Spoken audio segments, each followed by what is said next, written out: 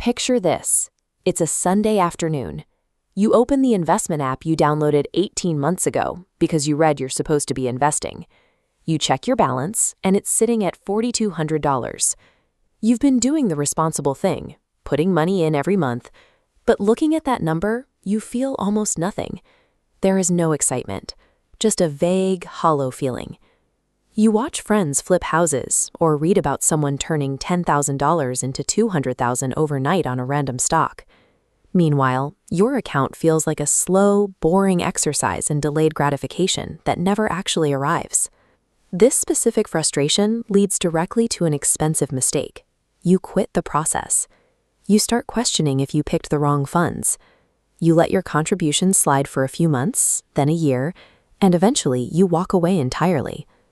The math of wealth building works, but the timeline often fails our expectations. Compounding doesn't fail people, the timeline fails them. If you don't know what to look for and when the math finally flips, you will likely give up before the machine turns on. In the early stages of investing, your account growth is almost entirely driven by you. It comes from the cash you manually transfer from your checking account rather than the market. If you invest $300 a month for a year at a 10% return, you put in $3,600, and the market adds maybe $200 on top. Think of it like building a snowball at the top of a hill. In the beginning, you're doing all the work. You are packing the snow with your bare hands, shaping it, and rolling it. The hill isn't doing anything to help yet. Your hands are cold, the ball is small, and your manual effort vastly outpaces the actual growth. But if you keep packing, that snowball eventually gets just large enough. You give it one push, and the hill takes over. Gravity and physics do the work of growing it from there. You just have to stand back and let it run.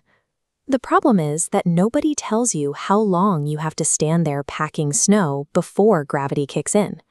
Most investors quit during the packing phase because they don't know how to measure the distance to that rolling phase.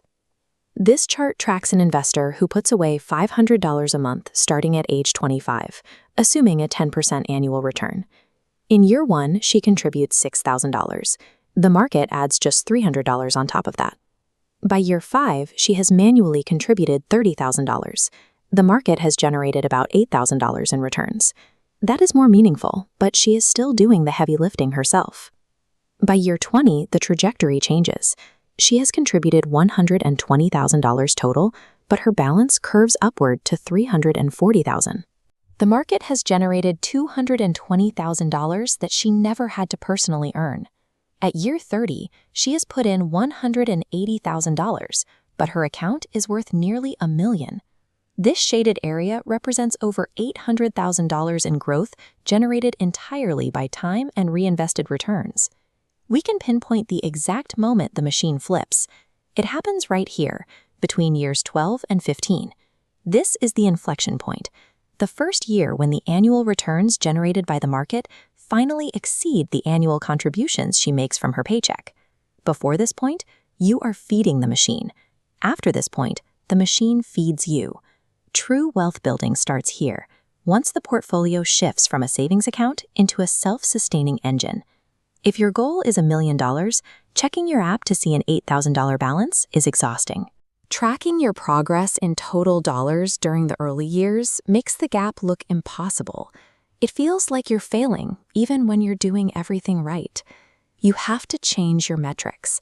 Stop measuring the financial outcome and start tracking your process. Measure your savings rate. Measure the number of months you've invested without skipping.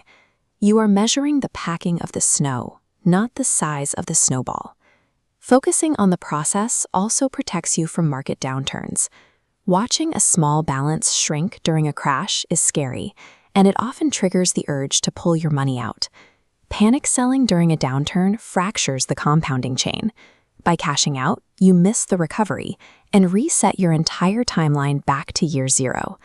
That 12-year inflection point you were working toward is suddenly pushed a decade further into the future.